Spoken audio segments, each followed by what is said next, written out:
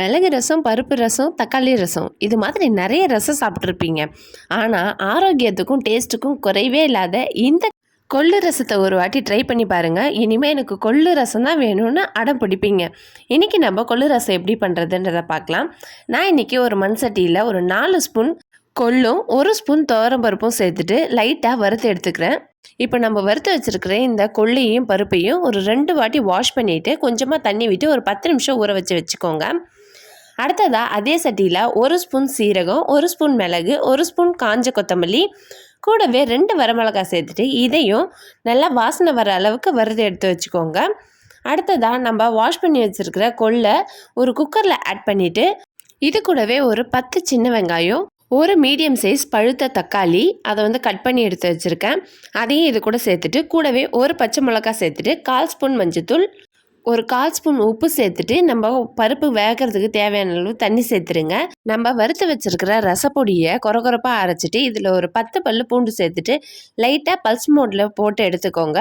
குக்கரில் சேர்த்துருக்கிற பருப்பு பொங்கி வர இந்த ஸ்டேஜில் நம்ம குக்கர் மூடியை போட்டு மூடி ஒரு 7லேருந்து 8 விசில் விட்டு எடுத்து வச்சுக்கோங்க. ஒரு நெல்லிக்காய் சைஸ் அளவு புளி எடுத்துட்டு அதை கொஞ்சமாக தண்ணியில் கரைச்சி வச்சுக்கோங்க. அடுத்ததாக குக்கருடைய ப்ரெஷர் எல்லாம் போனதும் நம்மளுடைய பருப்பு நல்லா வெந்து வந்துடுச்சு. இப்போ அந்த தண்ணி நல்லா வடிச்சிட்டு இதை நல்லா ஸ்மாஷ் பண்ணி இது மாதிரி எடுத்து வச்சுக்கோங்க. நம்ம வேக வச்சிருந்த தண்ணியை அது கூட சேர்த்துருங்க. அடுத்ததாக நம்ம ரசத்துக்கு தாளிப்பு கொடுத்துடலாம். மண் சட்டியில் 2 ஸ்பூன் எண்ணெய் சேர்த்துட்டு எண்ணெய் நல்லா சூடானது ஒரு 1/4 ஸ்பூன் கடுகு ஆட் பண்ணிக்கோங்க. கடுகு நல்லா பொரிஞ்சு வந்தது இதில் 2 வரமிளகாயை 2 உடைச்சி வச்சுருக்கேன், அதையும் இது கூட சேர்த்துட்டு நம்ம அரைச்சி வச்சுருக்கிற ரசப்பொடியை இது சேர்த்து ஒரு 2 நிமிஷம் வதக்கி விட்டுருங்க. அடுத்ததாக கொஞ்சமாக கருவேப்பிலையும் ஒரு 1/4 ஸ்பூன் பெருங்காயத்தூளை ஆட் பண்ணிவிடுங்க. அடுத்ததாக நம்ம கடைஞ்சி வச்சுருக்கிற கொள்ளை இந்த ரசப்பொடியோட சேர்த்துடலாம். இந்த கொள்ளு ரசம் பார்த்தீங்கன்னா ஒரு சூப்பரான வெயிட் லாஸ் ரெசிபி. அது மட்டும் இல்லாமல் சளி இருமலுக்கு ரொம்ப நல்லது. அடுத்ததாக நம்ம குக்கரில் இருக்கிற பருப்பு சேர்த்ததோ குக்கரில் கொஞ்சம் தண்ணி விட்டு நல்லா அலம்பி இது கூட சேர்த்துருங்க.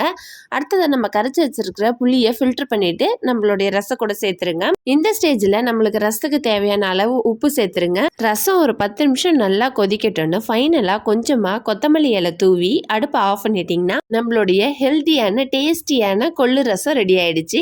சுட சுட சாதத்தில் தாராளமாக 4 கரண்டி இந்த ரசத்தை ஊற்றி சாப்பிட்டு பாருங்க. டேஸ்ட்டு சும்மா சூப்பராக இருக்குங்க. இந்த வீடியோ உங்களுக்கு பிடிச்சிருந்துச்சுன்னா மறக்காமல் ஒரு லைக் போட்டுட்டு உங்கள் ஃப்ரெண்ட்ஸ் அண்ட் ஃபேமிலிக்கு ஷேர் பண்ணிவிடுங்க. நீங்கள் இன்னும் நம்ம சேனலை சப்ஸ்கிரைப் பண்ணலையா? அப்போ உடனே சப்ஸ்கிரைப் பண்ணிவிடுங்க. See you, bye.